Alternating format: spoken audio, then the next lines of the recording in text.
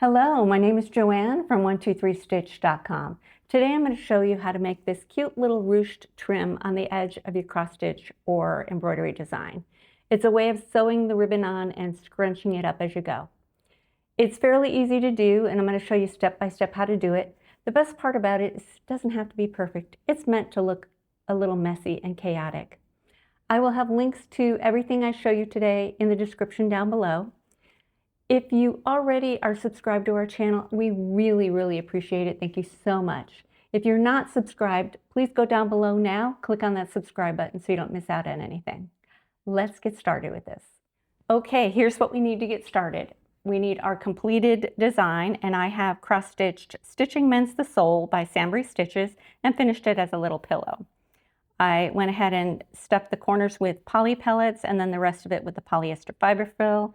Close the seam on the back closed, and then put some little felt hearts right on top of that. We need some ribbon, and I have chosen this pretty blue from Lady Dot Creates. Any ribbon will work, but I like Lady Dot Creates a lot. The ribbon works really well and the colors are just beautiful. Now you can also use two colors at the same time if you want by stacking one on top of the other. My first thought was to do a pink and blue on this design, but I thought that might be a little too busy since this is busy enough as it is. I'll show you how you stack them later when we get started stitching. We'll need some sewing thread that matches our ribbon. It's got to match pretty closely because it will show a little bit. If you're doing two colors of ribbon, you're going to match whatever the top ribbon is. You will need a needle, and in this case we're going to use a sewing, embroidery, or chenille needle. It needs to be a sharp tip, so you don't want your tapestry blunt tip needle. We're going to need to go through the pillow, through the ribbon, so it needs to be sharp. I've got that ready to go. We'll need some scissors, and then I like to use my taco stand, and I use this to hold the pillow so that it'll be held in place and I'll have both hands free when I start stitching. So I like to start on the bottom, and I like to have the front facing me so I can see what it looks like as I go. Now another comment about your ribbon is if it comes out of the package or off the roll kind of wrinkled, like the Lady Dot Creates does, you're going to want to iron that. You want to start with it flat before we start scrunching it up. We'll take our needle that I have threaded with the double thread. I find that works best. So it's a double thread with a quilter's knot on the end of it.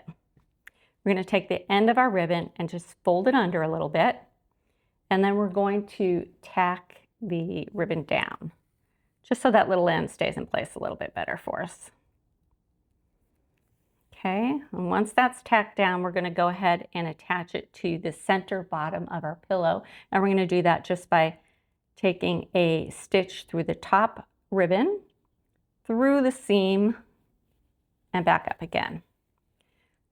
All along as we start stitching, we're going to aim for the center of that seam. We're going to have our ribbon right across the center of it.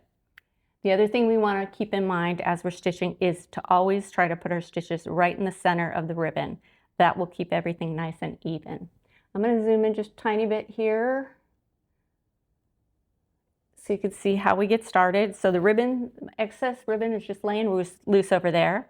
I've got my end tacked down, and now I'm just going to take a little fold in the ribbon and fold it over. And then I'm going to take my needle and go right up to the bottom of that fold, right at the seam in the center, and just do a little stitch. Just like that, a little stitch in and out. And then as we pull this, you can see that the thread is gathering right in the center of the ribbon. And that's exactly what we want. We're going to fold the next piece, fold it over. I like to fold it flat. That helps me place it.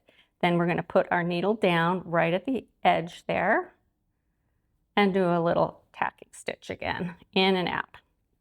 Doesn't have to be perfect. We just want to go in and out and catch that.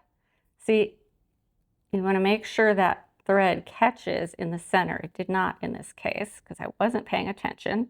So we're going to move this up so it catches, it's right in the center of the ribbon now, and then when we pull it, it creates that little gather right in the middle.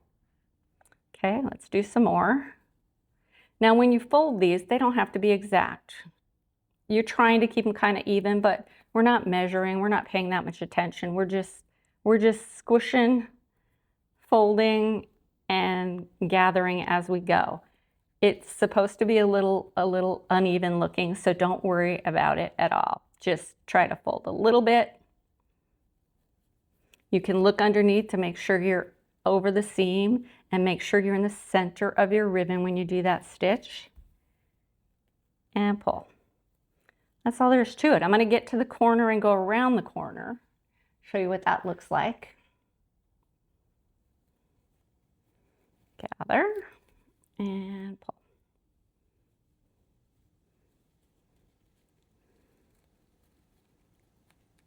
Little stitch in and out and pull.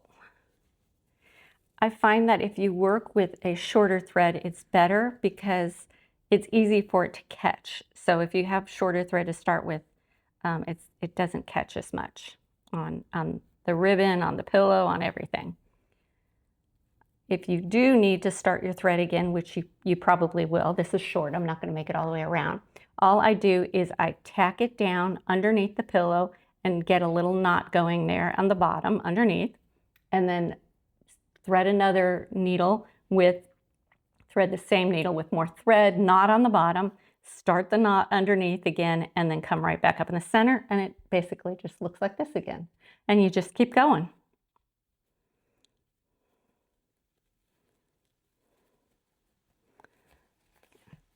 I like this this finish on different on small pillows. I think it works well for them. It gives you a different look. Okay, we're approaching the corner now. It also looks difficult, but when you start doing it, it's fairly easy. You may start going along saying that just doesn't look good, but just trust it. Just keep going, finish the whole thing, and you'll see it's actually quite pretty when you're done. And you can see the unevenness and appreciate it. It's meant to be scrunched up. That's what ruching does, so it's supposed to look that way. I wasn't paying attention again and didn't get that thread in the center. Get that right in the center, pull that tight, there we go. Okay, now I'm gonna turn my pillow because I'm around the corner, and I'm gonna just keep on going here. Right on the corner. Making sure I'm on the seam in the center. There we go. And now we're around the corner and we're doing the next side. So I'm going to continue stitching all the way around, but I'm not going to make you watch me. So I'm going to go ahead and finish this up. I'm going to get all the way back to where we started, and I'm going to show you how to end your thread. Okay, I've gone all the way around my pillow. I'm almost back to the beginning. A couple things to keep in mind as you're doing it is to take your stitches in the center of the ribbon and then keep peeking underneath to make sure you're over that center seam.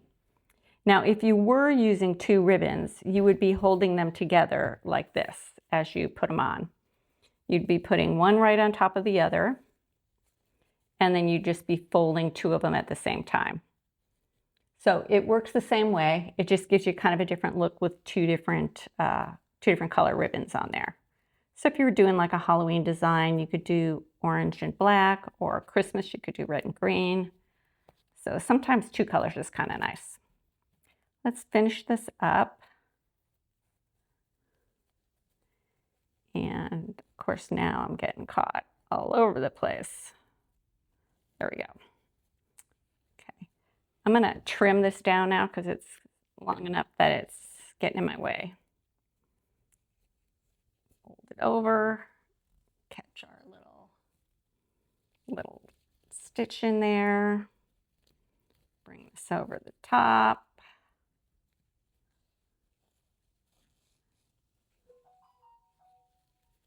Go, and we're just going to keep going until we're at the very end here where we meet up.